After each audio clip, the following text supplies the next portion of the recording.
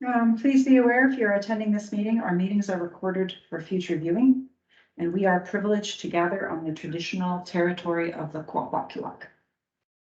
I'll call the meeting to order and have a motion, please, to adopt the agenda as presented. So moved. Any seconder for that? Okay. All those in favor? Opposed? Carried. Going to item 4A, we have the minutes of the July 12th, 2022 regular council meeting. Are there any amendments? And if there are none, can I have a motion, please, to adopt them? I'll move them. Seconder for them? Any questions? All those in favor? Opposed? Carried. Okay, item 4B, we have the minutes of the July 12th, 2022 Committee of the Whole meeting. Moved. Okay, seconded. All those in favor? Opposed? Carried. Okay, item 8A is our draft zoning bylaw 705/2021. We have some recommendations coming up in a little bit. But you did have the opportunity to get the zoning bylaw and the changes. The maps. And the maps, yes, correct. So, ask if there's any, I noticed a couple of things, but I will open it up to the floor for those of you to make comment or, you know. Go ahead, Councillor Cole. Thank you, Mayor Wexstrom. Sorry, I missed the last meeting. I noticed I had a question about CD1 property and what it was in the past. And I did check in my own records and it was A1. So I would like to make a motion to change the CD1 lands back to A1. I'll second that. For discussion? Yeah, if I may, the main motivation, there's two reasons for that, in my opinion, is why I'm asking for this. One is to put us in a favorable position on Pioneer Hill. I feel if development of Pioneer Hill will be possibly delayed or affected by the future development on those CD1 lands. So I think that puts us in a favorable position to move ahead with Pioneer Hill. I think council has met with the property owner and they're in no particular rush to do any work, so I don't feel it's holding any development back. The main reason is Sorry, could you Sure. hold for just a second? Because Anne Marie just texted, she's having troubles logging in. Sorry, I want her to hear your discussion as well. If she's having technical difficulties, could you just hold that, please, Councillor Cole? sure. Thank you very much.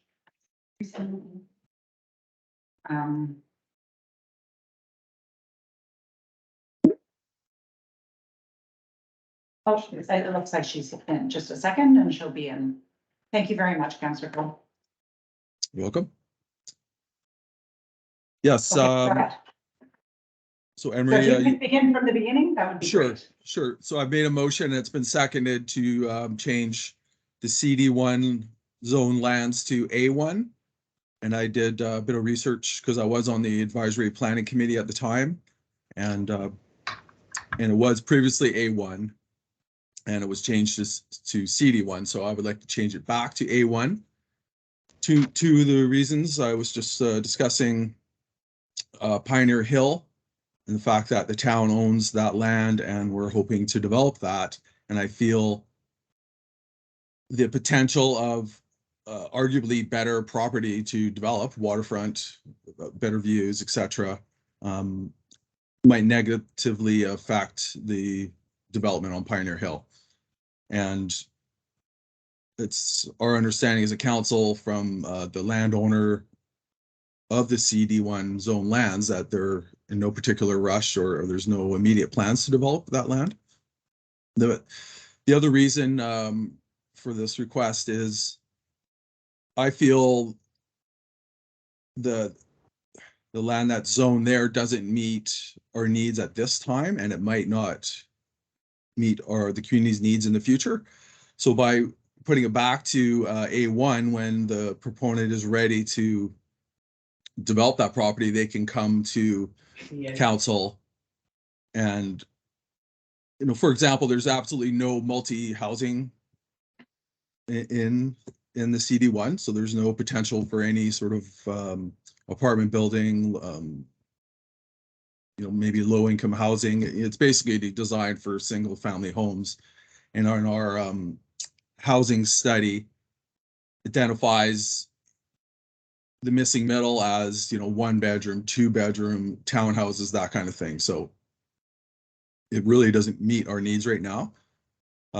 During the zoning process, we heard quite a few concerns about keeping green space down there, keeping access to the waterfront. If the proponents came with their subdivision design tomorrow, there's zero input that council has on it. It's a staff decision. So by rolling it back to A1, that will put future councils clearly in the driving seat to decide what the community needs for housing in the future. So those are my two main reasons.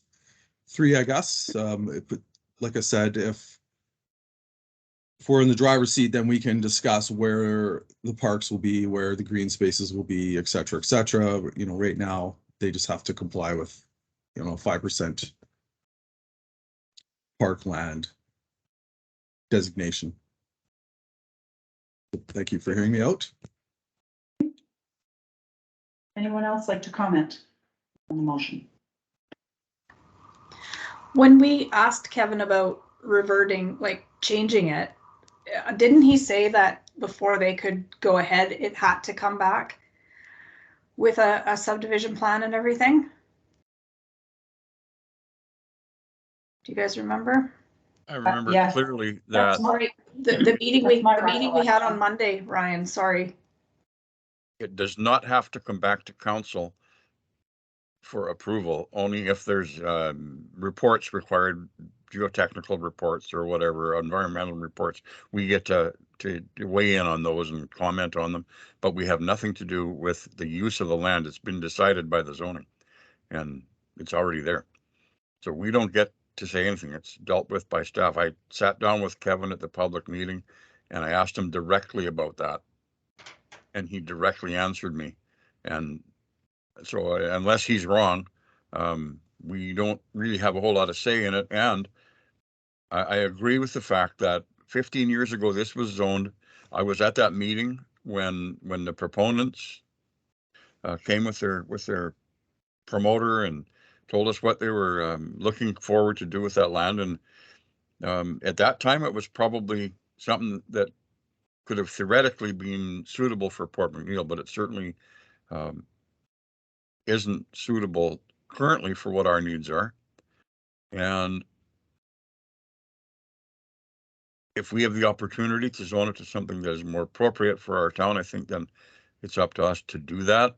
And then it'll come back to a future council when 15 years from now, they decide they want to develop that. We have no way of knowing what their plans are because they're not sharing them. And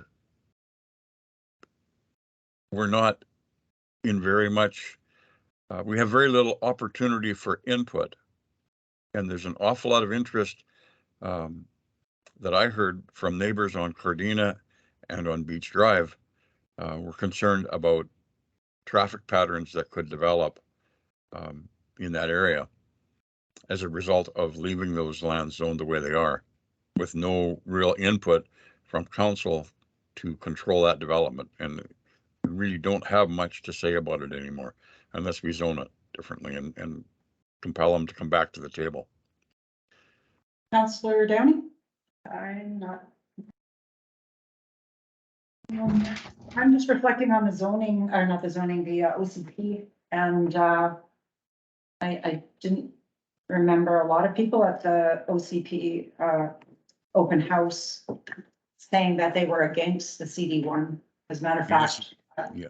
Excuse You me. mean, No, the OCP, I'm talking about the OCP because the OCP has it as CD1, so I am referring to the correct document and so, when I'm. okay, Oh, I'm saying that I didn't hear a lot of people say, why are you leaving that and why is it not being rezoned? I did at the open house for the zoning bylaw hear about people's concerns with you know, currently having a dead end street and what that would mean to traffic patterns. But I think no matter where in the community you are, that's going to be a concern. It can be also be a concern for the people at the top of the hill on Pioneer who are currently on a dead end street. And so, yeah,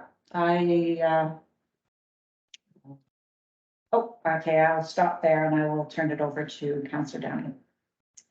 Just a comment to put out for consideration is that the principal uses are single family dwellings and 2-family dwellings, which are duplexes.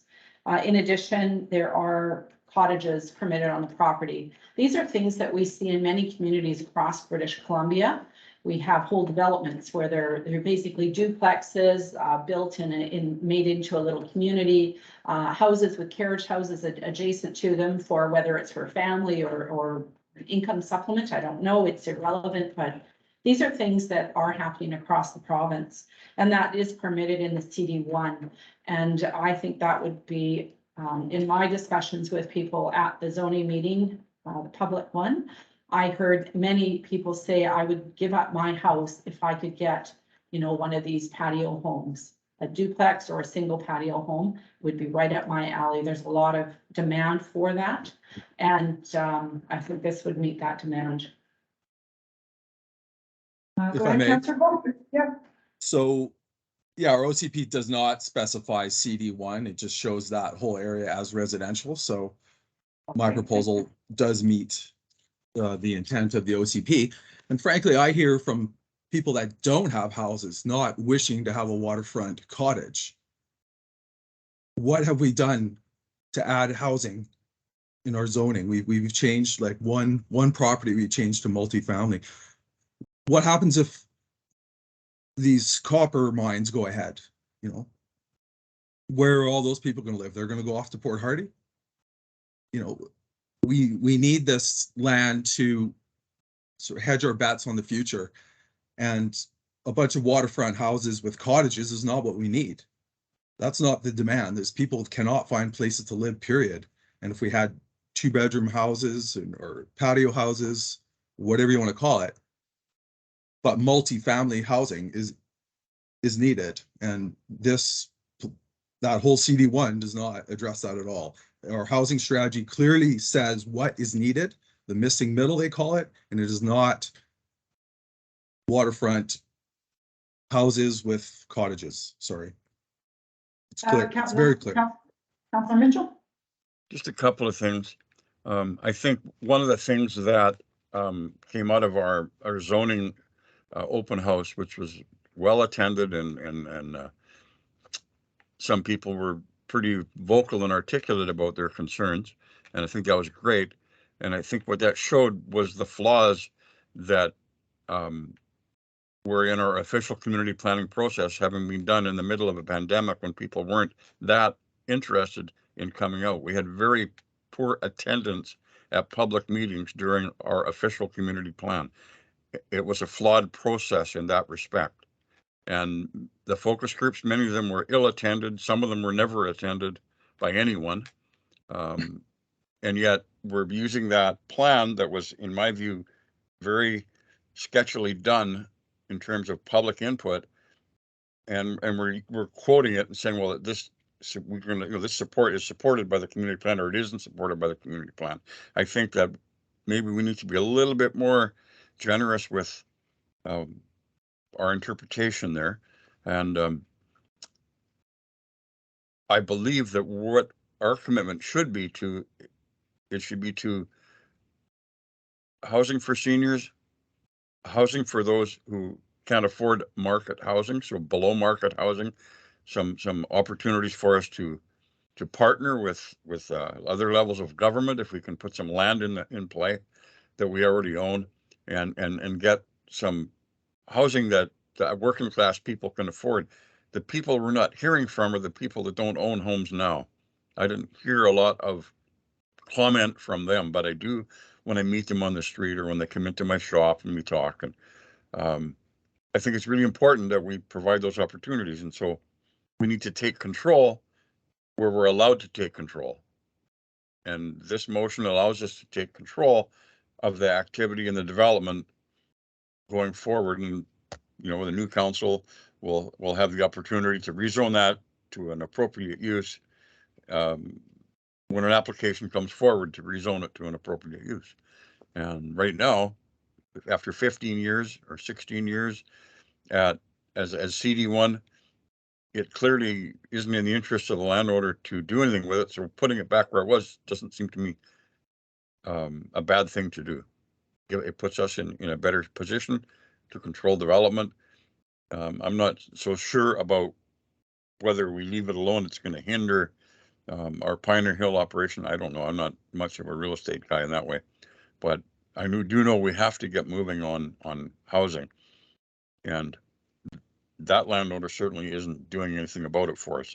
So putting it back where we have some control is not a bad thing to do, and I'm totally in favor of that. I'll make a comment before Councillor Downey. I agree with you, Councillor Cole, on the need for those types of housing, and you as well, Councillor Mitchell. But what I will say is that there are many different needs in this community. And I think if we left it as CD1, it will meet the needs of the people who are looking to shift from some of their homes to the patio home style. We also have the hillside, and on your point, Councillor Cole, about you know, the possible hindrance of somebody to develop because Mosaic may start theirs. If it's that is our land, and we have the ability to do those kinds of duplexes, manufactured homes, those kind of, and also partner with somebody if we wanted to for the subsidized housing, that kind of thing. It's a large chunk of property, and we are making movement on it in that, you know, we're looking to see how many homes could we actually build there. You know, we're doing the background work that's necessary. And so I think that those two things personally can coexist in tandem, and we can still meet the needs of both types of demographic or multiple types of demographics that are looking for housing in Fort McNeil. Councillor Downey? Actually, I'm gonna refrain. Okay. All right, if there's no further comments, then I'll call the question. All those in favor of rezoning to A1? And those opposed? The motion is defeated. Okay. Moving on. I did want to bring up on page 22, we've got the urban beekeeping. Councillor Cole has brought this up, and I noticed it isn't in here, and it was a recommendation from our conservation officer. Which page is this? That's on page 22 of the zoning bylaw. I don't see any provision there for an electric fence around the hives. And I would like to make a motion that under 5A, it just be added with an 5.15.8A with an electric fence around hives, and then in brackets we could say or other applicable verbiage. Is that seconded for that? I'll Okay. second that. Thank you. Okay.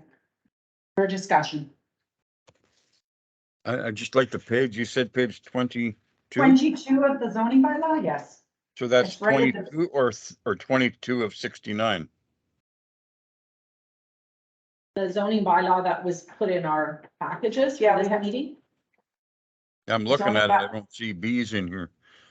Yeah, if you 22 could on just mine quote is the actual parking number, provisions. 5.1 or whatever it is. 5.15.8. Got ya. Okay. That's not on page 22 for me, but that's all right. I got her. The updated zoning bylaw was put in everybody's box yesterday. Yeah, it's page And emailed 23. as well, yeah. Yeah. Okay, got it. At the very bottom, it says sited behind a solid fence or hedge that is at least 1.8 meters in height with a setback of 6 meters from the property line. And I'm proposing to add with an electric fence around hives, and then in brackets or other applicable verbiage. I'll second that. It's already been seconded. Oh, Yeah, okay. Councillor Cole seconded it. Any other discussion around it? Okay, seeing, did you have something to? I just would say I'm not a beekeeper. I have no idea whether that's appropriate or would have any impact or. Yeah, I don't have the skill set or the knowledge to even know whether that's a good thing or a bad thing. I know that it was recommended by the conservation officer, and I don't know a plethora of beekeepers, I know one or two, and that is one of the things that the bears, it is an attractant for bears. Thank you. Call the question then. All those in favor? Opposed? It's carried.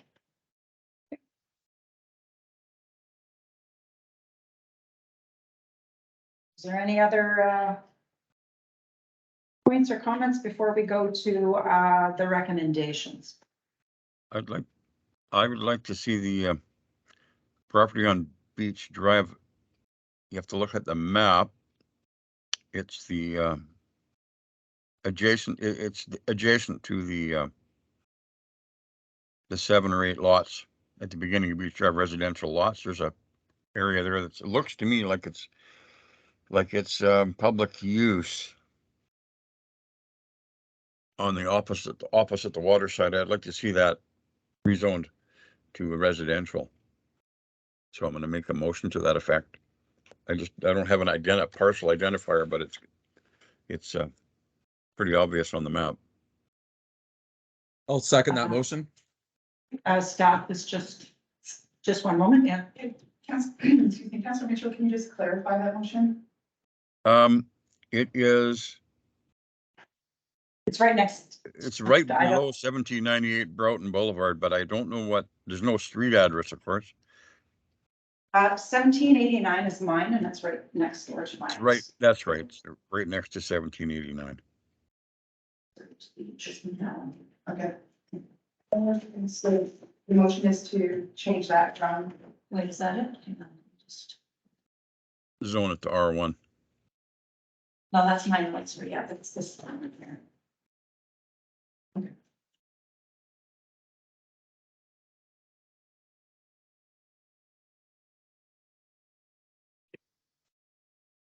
I'll speak to that. I was gonna just ask Councilor Mitchell, do you have an idea what the size of that is? Is it even practical to build? Yeah, actually, it's about a 70-foot lot because there's a road allowance there that's being closed adjacent to it on the south side. And so with that road allowance, it's a 50 plus a 20-foot lot. And the lot above it, the road allowance has been sold to the property owners adjacent to it. So I expect that the town could absorb that road allowance into the lot and we'd have a 70-foot by 100 and whatever with an angle on it. It would be a very good addition to our war chest for buying parkland or buying something else up.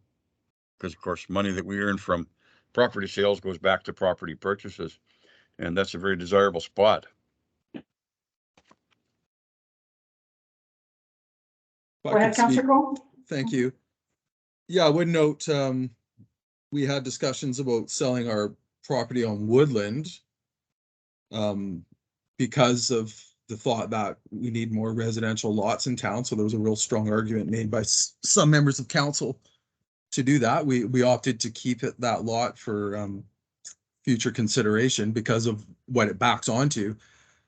I don't really see a strategic reason to keep this property as parkland or public use or anything else. It certainly looking at the map, it looks to be the same size minus the angled front as the lot next door, and certainly looks bigger than the lot above it on Broughton. So I think that's a good thing to pick up on, Councilor Mitchell. That's definitely something we could spur on some more housing development and get some potentially some funds for future land acquisition.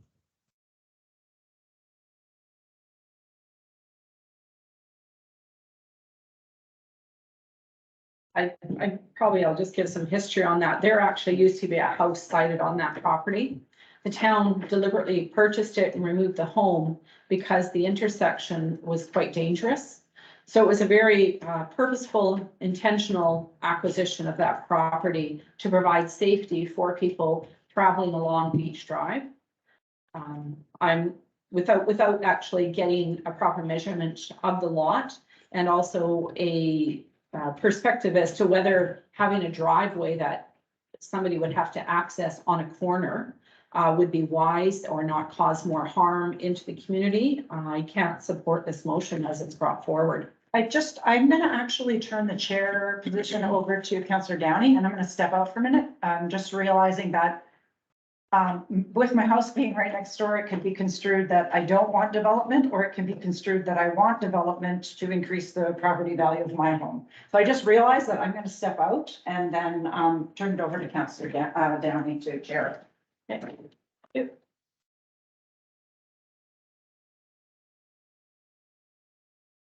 Any Yeah. comments? Sure, if I could speak to your comment, Councillor Downey. We're just choosing to change the zoning on this. We're not actually making a decision whether to sell it or what to do with it. I mean, we most certainly could, if we did sell it, put in stipulations as to, you know, you can't build right out to the property line and have the to make it a safe corner if indeed it is unsafe. But I don't particularly feel that I don't really buy the unsafe idea. Like, we have setbacks for properties, so you can't build your house right to the end of the road. So it's not like it would block sight or anything. But again, I don't really think that's the discussion for right now. The discussion is change the zoning to residential, and then council of the day or at a later date, we can decide what to do with that. Any other comments? Go ahead, Councillor Mitchell. Yes, I think the traffic discussion with it being zoned for a park, and of course parks are allowed now anywhere anyway, so you can still make a park out of it even if it's zoned residential. The same issues would apply. So when somebody applies to build, that's when the parking safety issues would be addressed. And I think it's a red herring myself. I don't think that there's a big safety issue there. So that certainly doesn't bother me at all. So I'm definitely in favor of developing land that's not suitable for anything else into a place to put a house. And that's a valuable spot. Of course, as council, if we own the property, we can put it up for sale at any time and rezone it at any time and put it up for sale. That doesn't have to be part of this discussion as right now. We Has to be have done sometime. Well, unless you're also following up that you want to put a for sale sign on it immediately, I don't know that it would be that there's a need to do this at this point. I see more downside than upside by this proposal. Actually, what's the downside? I'm sure I missed that. Safety and also no knowledge. We don't have the details as to the actual property, so. Well, actually, we do. It's on the map. And is there a report on the safety that we haven't seen? Is there a report that says it isn't? Is there a report that says it is? It's the size of the lot. Can we just call the question on this, please? This meeting, this stuff was for the committee of the whole on Monday, and that didn't happen. We're having a special meeting to deal with the resolutions. This is all new stuff. Like, can we just call the question, please? Well, in All fairness, those the in mayor favor? got to bring up something new, like the bees. That's new. We didn't, you know. So The bees, go ahead, call the actually, question. The bees was actually a resolution from way back in November, and it wasn't caught by staff because if I remember correctly, the resolution list had it on there, and it was a 4-to-1 vote. So I think what she's doing there is just cleaning up some of the issue there. Can we call the question on this motion, please? All those All those in favor of the motion to rezone the public lands to R1? Those opposed? Motion is defeated. Okay, I'm gonna call back in the mayor for the balance of our meeting.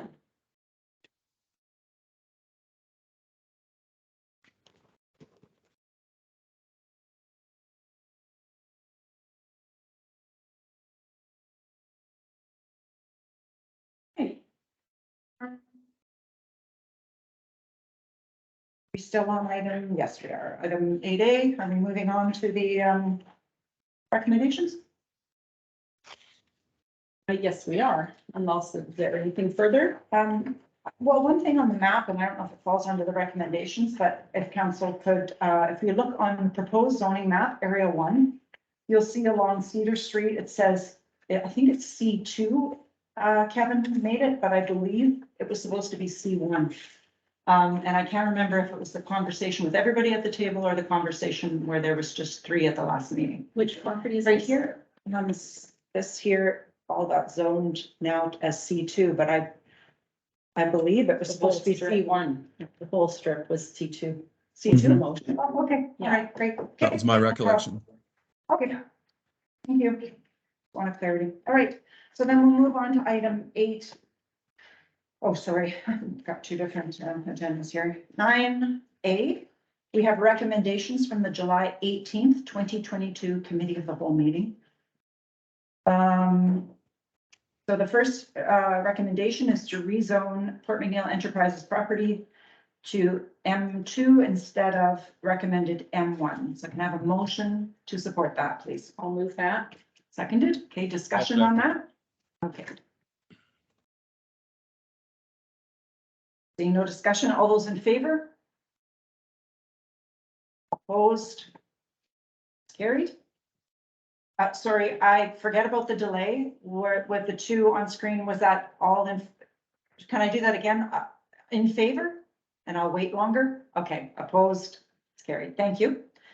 Next one is CS1, add a site-specific amendment clause under conditions of use on 2631 Mine Road, Canadian Legion Branch 281, and the community hall is permitted for the Legion. I'll move that. Seconded by Councillor Barron. Any discussion? All those in favor? Opposed? It's carried. And last one is M1 properties in the downtown area remain as they were in the 2016 zoning bylaw. I'm gonna move that. Okay, seconded by Councillor Barron. Discussion on that? Okay, I'll call the question then. All those in favor? Opposed?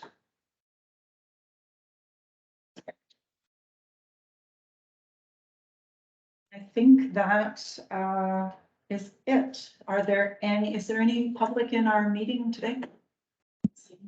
Okay, I had something else I wanted to talk about before we go away from talking about this bylaw on page, 18, 5.8.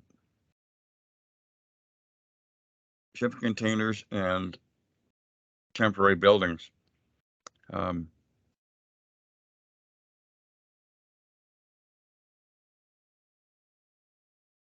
120 days within a calendar year is not going to be satisfactory to those who want to have a shipping container on their property. So basically it effectively bans them because the cost of hauling one in and hauling one out is going to be prohibitive, and then they've got to find some place to put it because people are going to be buying these things if they want to have them for longer term storage.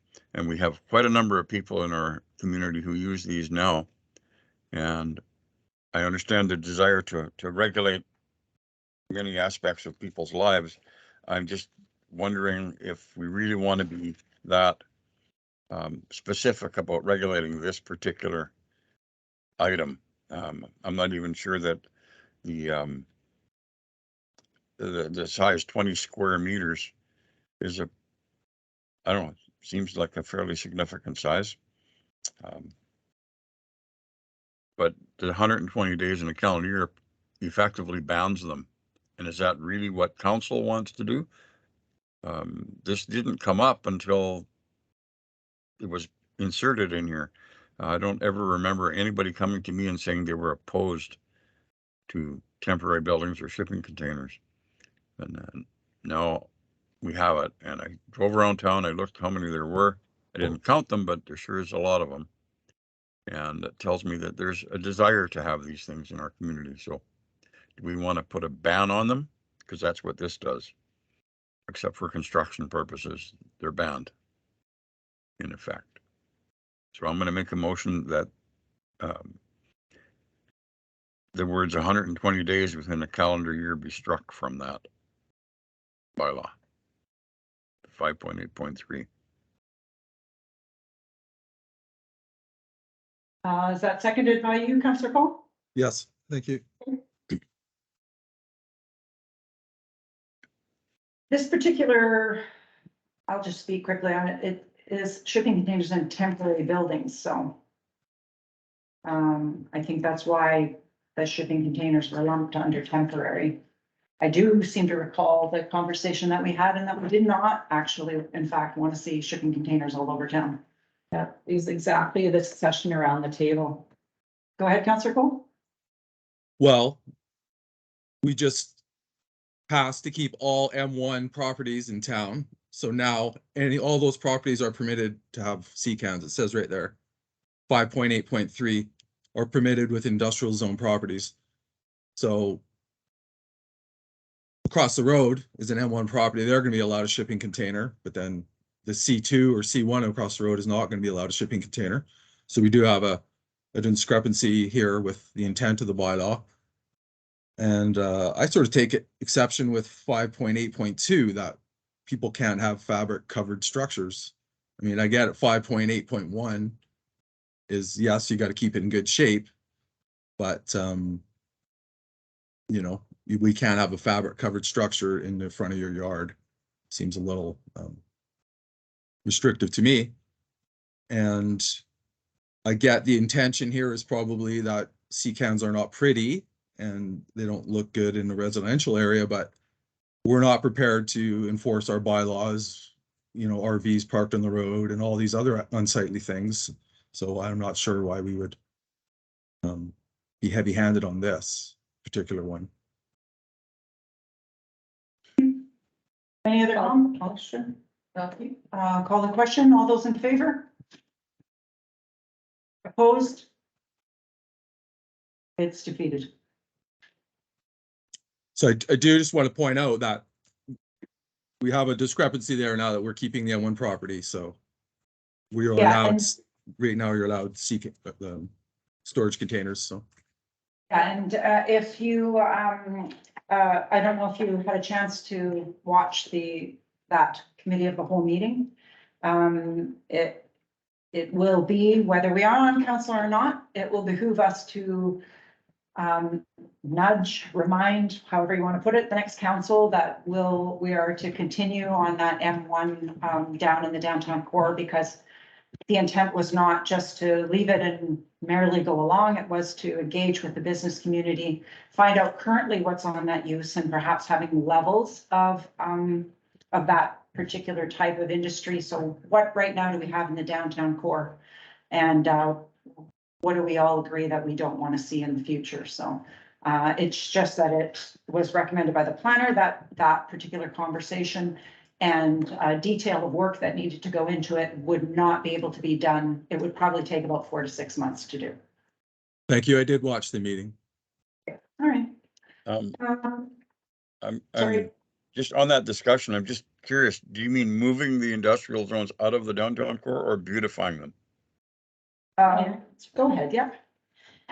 Ryan, at the meeting, I asked the question, when you drive around and look at our M1 properties throughout the town, as they're currently being utilized, really, there's nothing, it all seems appropriate. There's no problem.